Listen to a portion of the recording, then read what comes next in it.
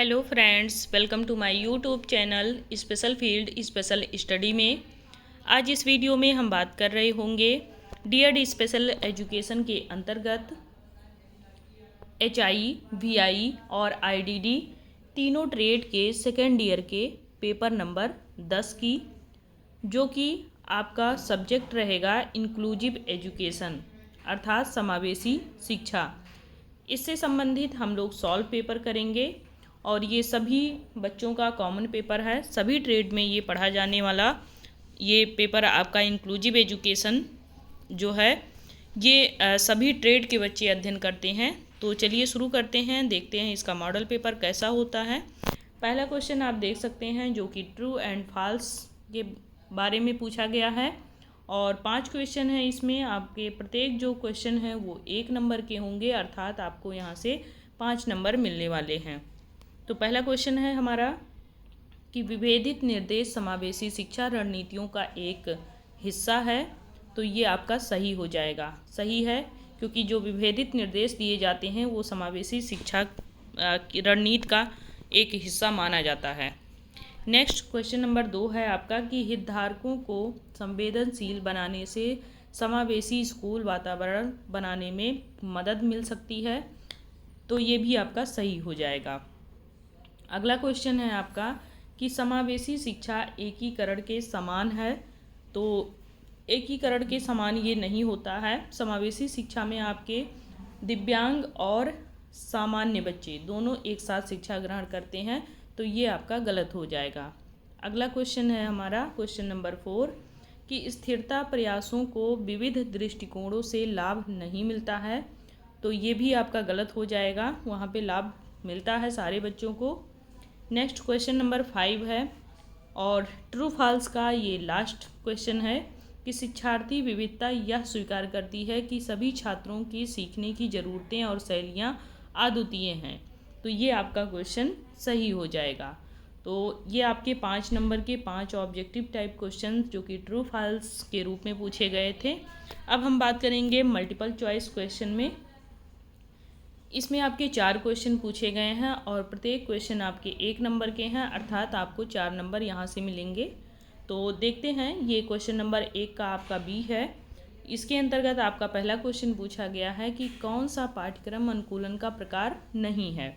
तो इससे रिलेटेड 4 आपको ऑप्शन देखने को मिल रहे हैं। पहला है विषय वस्तु अनुकूलन, दूसरा है प्रक्रिया अनुकूलन, तीसरा है पर्यावरण अनुकूलन और चौथा है एक रूप अनुकूलन। तो इसमें आपका जो ऑप्शन नंबर डी है वो सही हो जाएगा, क्योंकि पाठ्यक्रम अनुकूलन का प्रकार इसमें नहीं होता है कि सभी एक ही पाठ्यक्रम सभी बच्चों पे लागू कर दिया जाए, क्योंकि एक रूप अनुकूलन वहाँ पे हम नहीं कर सकते हैं। नेक्स्ट क्वेश्चन नंबर 2 है आपका कि विशेष शिक्षकों और सामान्य शिक्षकों के बीच में सहयोग क्यों महत्वपूर्ण होता है। तो इससे रिलेटेड आप ऑप्शन देख सकते हैं। पहला है कार्यभार कम करना, तो ये गलत हो जाएगा आपका। दूसरा है कि पृथक अध्यापन विधियों को बढ़ावा देना, ये भी गलत हो जाएगा, निगेटिव है। और फोर्थ इसमें ऑप्शन है कि संप्रेषण को सीमित कर देना, तो ये भी गलत हो जाएगा। यहाँ ऑप्शन नंबर बी सही हो जाएगा, क्योंकि ये छात्रों का समर्थन और सीखने के परिणामों को यहाँ पे बढ़ाता है। ये आपका पॉजिटिव में है, तो यही आपका सही भी हो जाएगा, option number B. Next question की हम बात करेंगे क्वेश्चन नंबर 3 की कि हितधारकों को संवेदनशील बनाना क्यों महत्वपूर्ण है। तो पहला ऑप्शन है कि समावेशी प्रथाओं के लिए जागरूकता और समर्थन पैदा करना, दूसरा है विशिष्ट शिक्षा प्रणालियों को बढ़ावा देना, तीसरा है दिव्यांग छात्रों को अलग करना और चौथा है शिक्षकों के बीच सहयोग कम करना। तो यहाँ पे ऑप्शन नंबर ए आपका सही हो जाएगा कि समावेशी प्रथाओं के लिए जागरूकता और समर्थन पैदा करना। आगे बात करेंगे क्वेश्चन नंबर 4 की कि कौन सा सिद्धांत समावेशन से जुड़ा नहीं है। तो यहाँ पे हम बात करेंगे पहले ऑप्शन की कि समानता, दूसरा पृथक्करण, तीसरा है भागीदारी और चौथा है पहुँच। तो यहाँ ऑप्शन नंबर आपका बी सही हो जाएगा, पृथक्करण। ये आपके 4 क्वेश्चन समाप्त होते हैं जो कि आपके 1-1 नंबर के थे मल्टीपल चॉइस क्वेश्चन में। अब हम बात करेंगे इसी में सेकंड पार्ट की। सेकंड पार्ट में आपसे पूछा जाएगा कि यहाँ पे 9 क्वेश्चन होंगे और एक एक नंबर के होंगे और सभी आपको 9 क्वेश्चन जितने हैं वो अनिवार्य रूप से दिए जाएंगे। तो पहला क्वेश्चन है कि समावेशन के लिए विविधता का एक गुण बताएं। तो विविधता विभिन्न दृष्टिकोण लाता है, रचनात्मकता को ये बढ़ावा देता है, छात्रों के बीच मतभेदों के प्रति गहरी समझ और सम्मान को ये बढ़ावा देकर समावेशिता को बढ़ाती है, जिससे सभी के लिए शैक्षिक अनुभव समृद्ध होता है। नेक्स्ट क्वेश्चन नंबर 2 है हमारा कि समावेशी शिक्षा का अर्थ बताइए। तो समावेशी शिक्षा का अर्थ ये होता है कि सभी छात्र अपनी क्षमताओं और आवश्यकताओं की परवाह किए बिना मुख्य धारा की कक्षाओं में एक साथ सीखें, सफल होने के लिए उचित समर्थन और समायोजन प्राप्त कर सकें। तो समावेशी शिक्षा का अर्थ ये होता है जहाँ पे आपके दिव्यांग छात्र और सामान्य छात्र दोनों एक साथ शिक्षा ग्रहण करते हैं बिना किसी भेदभाव के। नेक्स्ट क्वेश्चन नंबर 3 है आपका कि समावेशी शिक्षा के कोई 2 सुलभकर्ता लिखें। तो इसमें आपके 2 सुलभकर्ता के नाम अगर आपको डायरेक्टली लिखना है तो आप लिख सकते हैं। एक तो आपके शिक्षक जो कि छात्रों को व्यावसायिक विकास में सहायक होते हैं, दूसरा उनके परिवार हो सकते हैं या माता पिता कह लीजिए, तो वो विशेषज्ञों के साथ में सहयोग कर सकते हैं, समावेशी शिक्षा को यहाँ पे वो बढ़ावा दे सकते हैं। नेक्स्ट क्वेश्चन नंबर 4 है आपका कि पाठ्यक्रम में दिव्यांग विद्यार्थियों के सामने आने वाली 2 चुनौतियाँ बताएं। तो इसमें आपके दिव्यांग विद्यार्थियों SWD को अक्सर कई चुनौतियों का सामना करना पड़ता है, जैसे कि दुर्गम सामग्री, अलाप शिक्षण विधियाँ जो उन विधियों को सीखने की ज़रूरतों को पूरा नहीं करती है। अर्थात ये कह सकते हैं कि इसमें कुछ ऐसे सामग्री होते हैं जो कि मिलना मुश्किल हो जाता है इन बच्चों को, और दूसरी तो ये कि जो चीज़ें नहीं ज़रूरी हैं इनके जीवन में वो भी इन्हें सिखाई जाए। नेक्स्ट क्वेश्चन नंबर 5 है कि शीघ्र हस्तक्षेप को परिभाषित करें। तो शीघ्र हस्तक्षेप में विकासात्मक देरी या फिर दिव्यांगता वाले छोटे बच्चों को उनके विकास को बढ़ाने और दीर्घकालिक परिणामों में सुधार करने के लिए विशेष सहायता और सेवाएं इसमें प्रदान किया जाता है। अगला है क्वेश्चन नंबर 6 आपका कि UDL के सिद्धांतों की सूची बनाइए। तो UDL में आप जानते हैं यूनिवर्सल डिजाइन फॉर लर्निंग। तो इसका मतलब ये होता है कि सीखने के लिए सार्वभौमिक डिजाइन। इसमें जो सिद्धांत हैं इसमें जुड़ाव और प्रतिनिधित्व और कार्रवाई ये सभी चीज़ें शामिल होती हैं। नेक्स्ट क्वेश्चन नंबर 7 है आपका कि पाठ्यक्रम अनुकूलन को परिभाषित कीजिए। तो पाठ्यक्रम अनुकूलन में समावेशी कक्षा में सभी छात्रों की विविध सीखने की ज़रूरतों को पूरा करने के लिए जो शिक्षण विधियाँ होती हैं या सामग्रियाँ होती हैं उन सभी चीज़ों में बच्चों के अनुकूल संशोधन करके उनके समक्ष प्रस्तुत किया जाता है। आगे बात करेंगे क्वेश्चन नंबर 8 की कि विशेष विद्यालय की एक विशेषता लिखें। तो विशेष विद्यालय वह होता है जहाँ पर दिव्यांग छात्रों की विशिष्ट आवश्यकताओं के अनुरूप विशेष शिक्षा और सहायता उनको प्रदान की जाती है। आगे बात करेंगे क्वेश्चन नंबर 9 की कि सहकारी अध्ययन को परिभाषित करें। तो सहकारी अध्ययन वह होता है जिसमें एक निर्देशात्मक रणनीति बनाई जाती है जहाँ छात्र साझा सीखने के साक्ष्यों को प्राप्त करने, सहयोग और आपसी समर्थन को बढ़ावा देने के लिए विभिन्न समूहों में काम करते हैं। मतलब अलग अलग समूहों में वो कार्य करते हैं, ग्रुप टीचिंग जिसको बोलते हैं। नेक्स्ट क्वेश्चन नंबर हम 3rd पे जाएंगे या 3rd सेक्शन पे जाएंगे, पार्ट से 3rd पे। इसमें आपको 6 क्वेश्चन दिए होंगे और 4 करने होंगे और चारों क्वेश्चन आपके 3 नंबर के होंगे, अर्थात आपको टोटल 12 नंबर यहाँ से मिलने वाले हैं। तो पहला क्वेश्चन हम इसका देखेंगे कि समावेशी और विशेष विद्यालय के बीच में अंतर बताइए। तो चलिए स्टार्ट करते हैं। समावेशी विद्यालय और विशेष विद्यालय में अंतर। वैसे समावेशी विद्यालय वह होता है जहाँ पे सामान्य और दिव्यांग दोनों छात्र एक साथ शिक्षा ग्रहण करते हैं, और विशेष विद्यालय वह होता है जहाँ पर केवल दिव्यांग बच्चे ही शिक्षा ग्रहण करते हैं। तो फिर भी हम पूरा देखेंगे इसके आंसर को। यहाँ आप इसका आंसर देख सकते हैं कि विशेष विद्यालय जो होता है वो अलग परिवेश में दिव्यांग छात्रों की उनकी विशिष्ट आवश्यकताओं के अनुरूप ही उन्हें विशेष निर्देश प्रदान करने पर ये ध्यान केंद्रित करता है। उनके पास अक्सर विशिष्ट दिव्यांगताओं को संबोधित करने के लिए डिजाइन किए गए विशेष कर्मचारी और संसाधन वहाँ उपलब्ध होते हैं। अगर हम दूसरी ओर बात करें कि समावेशी स्कूल का उद्देश्य क्या होता है, तो इसका उद्देश्य ये होता है कि जो दिव्यांग छात्र होते हैं उनको सामान्य कक्षाओं में ही एकीकृत करना, यानी कि मुख्यधारा के वातावरण में उनको सहायता देना, उनको समायोजन करना और उसके साथ सामान्य बच्चों के साथ में बिठा करके उनको शिक्षित करना। समावेशी स्कूलों का लक्ष्य सभी छात्रों के लिए सामाजिक समावेश और समान अवसर को ये बढ़ावा देता है। यह एक ऐसा वातावरण बनाता है जहाँ जो दिव्यांग और बिना दिव्यांग वाले छात्र होते हैं वो एक साथ सीखते हैं।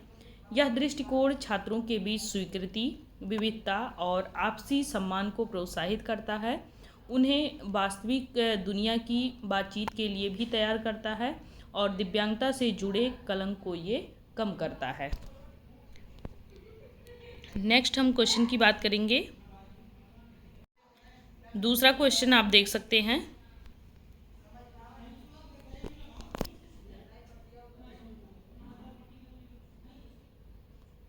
दूसरा क्वेश्चन है कि विभेदित निर्देश कौन से हैं। तो यहाँ पे डिफरेंट निर्देश कैसे दिए जाते हैं, डिफरेंट इंस्ट्रक्शन क्या होता है, इसके बारे में हम जानेंगे। तो यहाँ हमें पेज संख्या 57 पे दिखेगा क्वेश्चन नंबर 47 जो हमारा है। तो चलिए स्टार्ट करते हैं। और अभी तक अगर आपने ये PDF डाउनलोड नहीं किया है तो आप लोग PDF डाउनलोड कर लें। स्पेशल फील्ड स्पेशल स्टडी नाम के चैनल पे आपको ये मिल जाएगा और वहाँ से आप लोग इसको पूरा डाउनलोड करके पढ़ सकते हैं। तो ये देखिए, ये क्वेश्चन है आपका, विभेदित निर्देश या अनुदेश क्या होता है। तो समावेशी शिक्षा के अंतर्गत अगर हम बात करें कि विभेदित निर्देश या अनुदेश क्या होता है, तो यह एक ऐसे दृष्टिकोण को संदर्भित करता है या उसके तरफ इंडिकेट करता है जहाँ पे शिक्षक विविध शिक्षण आवश्यकताओं को समायोजित करने के लिए शिक्षण विधियों और कक्षा के वातावरण को सक्रिय रूप से समायोजित करते हैं। यह विधि स्वीकार करती है कि छात्रों की क्षमताएं, सीखने की शैलियाँ और रुचियाँ उनकी भिन्न भिन्न होती हैं। विभेदित निर्देश को नियोजित करके शिक्षक यह भी सुनिश्चित करते हैं कि जो सामग्री है या प्रक्रिया और उत्पाद को संशोधित कर सकते हैं कि सभी शिक्षार्थी पाठ्यक्रम तक प्रभावी रूप से पहुंच सकें। उदाहरण के लिए हम बात करें तो शिक्षक जो होता है वो पाठों के विभिन्न पढ़ने के स्तर की पेशकश कर सकते हैं या फिर लिखित परीक्षाओं के बजाय परियोजनाओं या फिर प्रस्तुतियों जैसे वैकल्पिक आकलन प्रदान कर सकते हैं, या छात्रों को अवधारणाओं को समझने के लिए अधिक समय देने के लिए गति को समायोजित कर सकते हैं। लक्ष्य एक समावेशी शिक्षण वातावरण बनाना होता है इसमें, जहाँ प्रत्येक छात्र जो होता है वो उचित रूप से समर्थित और चुनौती महसूस करता है, जिससे उसके शैक्षणिक विकास और सामाजिक विकास दोनों को यहाँ पे बढ़ावा मिलता है। नेक्स्ट हम क्वेश्चन की बात करेंगे, क्वेश्चन नंबर 3 की। नेक्स्ट क्वेश्चन है आपका कि समावेशी शिक्षा की बाधाओं पर एक संक्षिप्त टिप्पणी लिखें। तो समावेशी शिक्षा जो होती है इसमें अगर हम बाधाओं की बात करें तो एक तो होता है कि अगर जो शिक्षक होते हैं उनके प्रशिक्षण में कमी है तो वो बच्चे को प्रशिक्षण नहीं दे पाएंगे। दूसरा होता है दुर्गम भौतिक वातावरण, यानी कि बच्चे के अनुरूप वो वातावरण ना हो जहाँ पर वो शिक्षा ग्रहण कर रहा हो या फिर वो जहाँ पे रह रहा हो, ये भी यहाँ पे डिपेंड करेगा। और दिव्यांगता के प्रति नकारात्मक दृष्टिकोण, ये भी कहीं ना कहीं बच्चे की शिक्षा को प्रभावित करेगा कि अगर बच्चे को उसकी दिव्यांगता से ले करके उसको चिढ़ा रहे हैं या नकारात्मक दृष्टिकोण अपना रहे हैं तो फिर उसको अपर्याप्त सहायता ही मिलेगी। अगर ये सारी चीज़ें हो रही हैं उस बच्चे के साथ में तो कहीं ना कहीं उसकी शिक्षा क्या होगी, बाधित होगी। और इन बाधाओं को दूर करने के लिए समावेशी प्रथाएं अपनाई जाती हैं, सुलभ इमारत बनाई जाती हैं जहां सभी जो दिव्यांग बच्चे होते हैं वो सभी लोग वहां पे अच्छे से अपने सुगम तरीके से आना जाना कर पाते हैं। और भौतिक समायोजन होता है इसमें, जागरूकता होती है, अभियान के माध्यम से सकारात्मक दृष्टिकोण लाने का प्रयास किया जाता है। माता पिता, विशेषज्ञ और समुदाय के सदस्यों को भी इसमें शामिल करते हुए एक मजबूत समर्थन नेटवर्क बनाया जाता है, जिससे शिक्षकों के लिए पेशेवर विकास की आवश्यकता यहाँ पे होती है। तो ये समावेशी शिक्षा की बाधाओं पे चर्चा हुई। नेक्स्ट हम क्वेश्चन देखेंगे, क्वेश्चन नंबर 4 कि समावेश के लिए सहयोग करने की एजेंसियों की भूमिका को यहाँ पे आपको डिस्क्राइब करना है। तो ये आपको मिल जाएगा 62 पेज पे और 60 नंबर क्वेश्चन पे।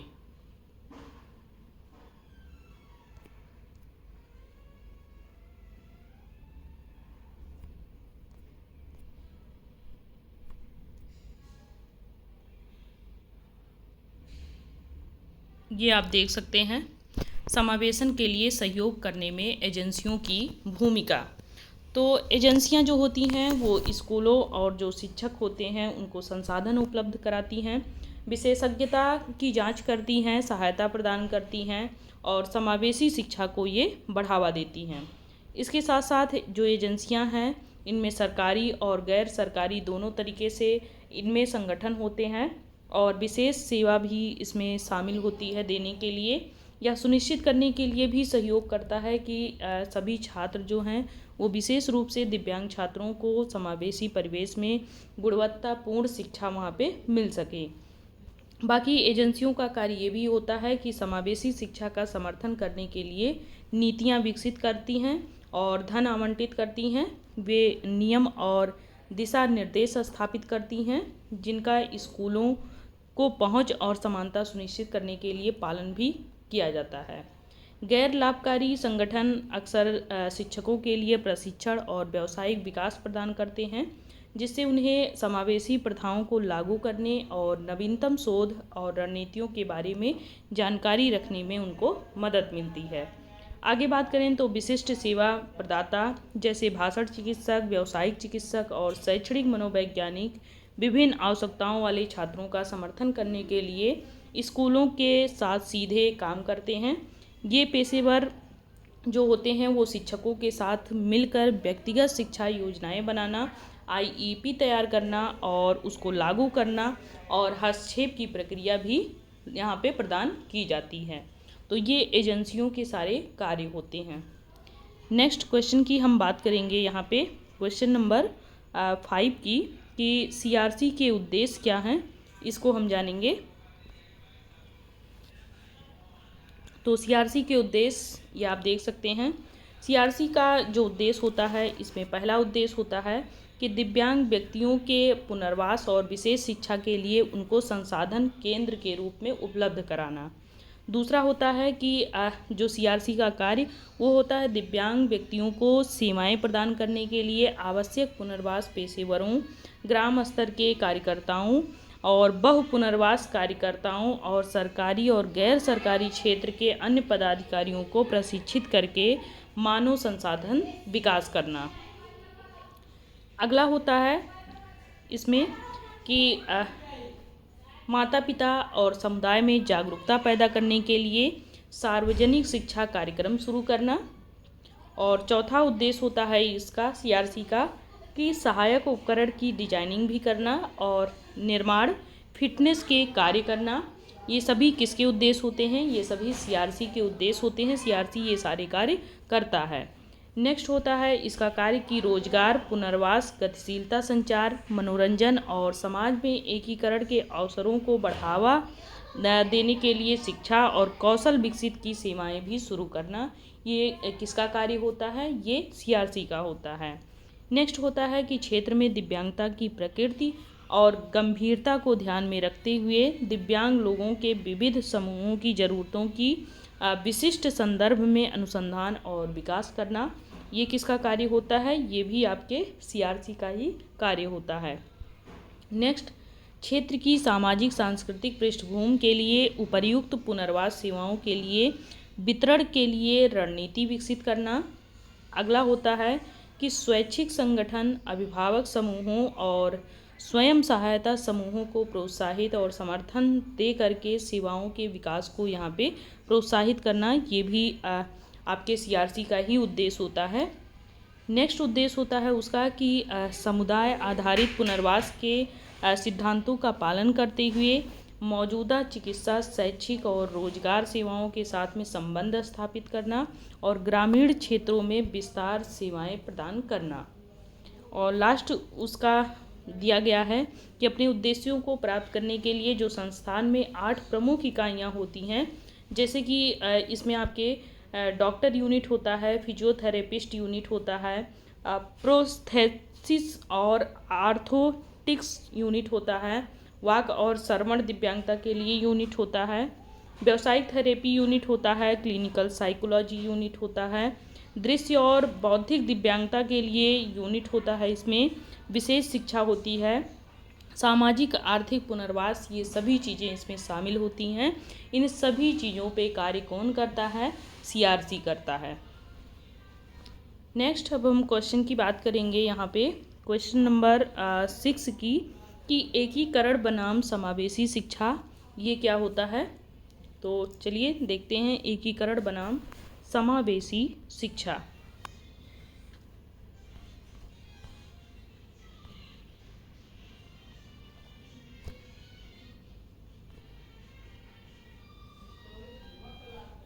ये आप देख सकते हैं, एकीकरण बनाम समावेशी शिक्षा पर टिप्पणी। तो समेकित शिक्षा या कह लीजिए एकीकरण जो शिक्षा होती है, इसमें दिव्यांग छात्रों को उनके गैर दिव्यांग साथियों के साथ में मुख्य धारा में ला करके एक साथ उनको शिक्षित किया जाता है। क्योंकि यहाँ पे दिव्यांग और जो आपके सामान्य वाले बच्चे हैं, दोनों को एक साथ इसलिए लाया जाता है कि ताकि उनके अंदर कुंठा की भावना, हीन भावना ना उत्पन्न हो, बिना किसी भेदभाव के उनको एक साथ लाने का प्रयास किया जाता है। साथ ही उनकी आवश्यकता अनुसार भी कुछ अतिरिक्त सहायता या समायोजन भी उसमें शामिल किया जाता है। पाठ्यक्रम या शिक्षण विधियों में पर्याप्त संशोधन किए बिना ही छात्रों को मौजूद शैक्षिक परिवेश में लाने पर ज़्यादा ध्यान केंद्रित यहाँ पे किया जाता है। इस दृष्टिकोण का उद्देश्य नियमित स्कूल के जो माहौल होते हैं उसमें सामाजिक संपर्क स्थापित करने और शैक्षिक शिक्षा को बढ़ावा देने का कार्य होता है। आगे बात करें तो इसके विपरीत जो समावेशी शिक्षा होती है, इसमें सभी प्रकार की विविध आवश्यकताओं को, यानी कि उनकी विभिन्न आवश्यकताओं को पूरा करने के लिए वो जो शैक्षिक प्रणाली होती है उसका यहाँ पे पुनर्गठन किया जाता है और उसका पुनर्गठन करके केवल प्लेसमेंट में ही ये आगे जाती भी है। यह समान भागीदारी, अवसर, मतभेदों और उसके प्रति सम्मान पर ज़्यादा जोर देती है। समावेशी शिक्षा जो होती है वो शिक्षण रणनीतियों, पाठ्यक्रम और भौतिक वातावरण को अनुकूलित करने को ये बढ़ावा देती है, ताकि ये सुनिश्चित हो सके कि छात्र जो हैं वो सीखने की प्रक्रिया में पूरी तरीके से शामिल हो सकें और उसका लाभ भी उठा सकें। अब हम बात करेंगे नेक्स्ट क्वेश्चन की। तो ये हमारा पार्ट सी जो है वो कंप्लीट होता है, जिसमें हमारे 6 क्वेश्चन थे और करने हमको कितने थे, उसमें हमको 4 ही क्वेश्चन करने थे, लेकिन आपको 6 क्वेश्चन यहाँ पे कराया गया है ताकि आप लोगों को किसी भी प्रकार की कोई दिक्कत ना हो। और समझने में अगर आप लोगों को कहीं समस्या आ रही है तो PDF से भी पढ़ सकते हैं। स्पेशल फील्ड स्पेशल स्टडी पे जा करके आप ये PDF वहाँ से डाउनलोड करके वहाँ से आप लोग पढ़ सकते हैं। बाकी अब हम बात करेंगे 4th सेक्शन की, जिसमें आप देख सकते हैं कि एक ही क्वेश्चन करने हैं, वो भी 8 नंबर के हैं। तो देखते हैं दोनों क्वेश्चन में आप हमें कौन कौन से क्वेश्चन करने हैं। पहला क्वेश्चन है इसका पार्ट ए का, इसमें आपके एक क्वेश्चन करना है। तो ए क्वेश्चन पूछा गया है कि समावेशी शिक्षा के संदर्भ में शीघ्र पहचान और हस्तक्षेप के महत्व पर चर्चा करें। इन प्रथाओं को स्कूल में प्रभावी ढंग से कैसे लागू कर सकते हैं, इसके बारे में यहाँ पूछा गया है। आपको ये क्वेश्चन भी तैयार करने लेना है। फिर आपको दूसरा क्वेश्चन तैयार करना है कि सशक्त परिवार कैसे सफल समावेशी शिक्षा में योगदान दे सकता है, उसको स्पष्ट करना है। इस प्रक्रिया में परिवार को शामिल करने और उसका समर्थन करने के लिए स्कूल किन तरीकों का उपयोग कर सकते हैं। तो दोनों में से कोई आप एक क्वेश्चन करेंगे, और आपके पास नोट्स ना हो तो आप लोग इसका नोट्स ज़रूर डाउनलोड कर लें। पहले क्वेश्चन का आंसर आपको 108 नंबर पेज पे 11 प्रश्न के रूप में मिल जाएगा। बाकी आपको दूसरे प्रश्न का उत्तर आपको 115 के रूप में 13 नंबर क्वेश्चन के रूप में मिल जाएगा। आगे बात करेंगे, इसमें दूसरा जो क्वेश्चन हल करना है वो एक ही क्वेश्चन हल करना है और 7 नंबर का होगा ये।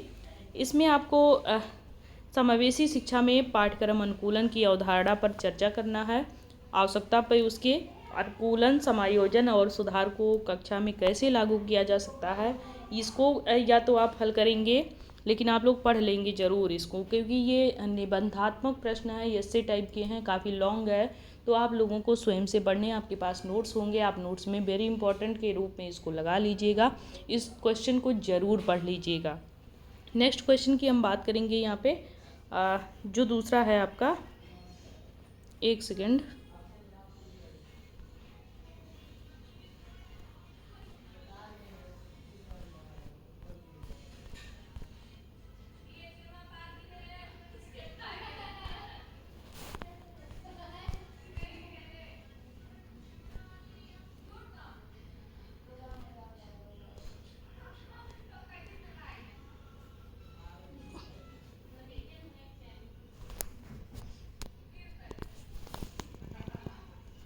आप फिर से सॉल्व पेपर पे हम चलेंगे और यहाँ 4th में देखेंगे लास्ट क्वेश्चन हमें कौन से करने थे।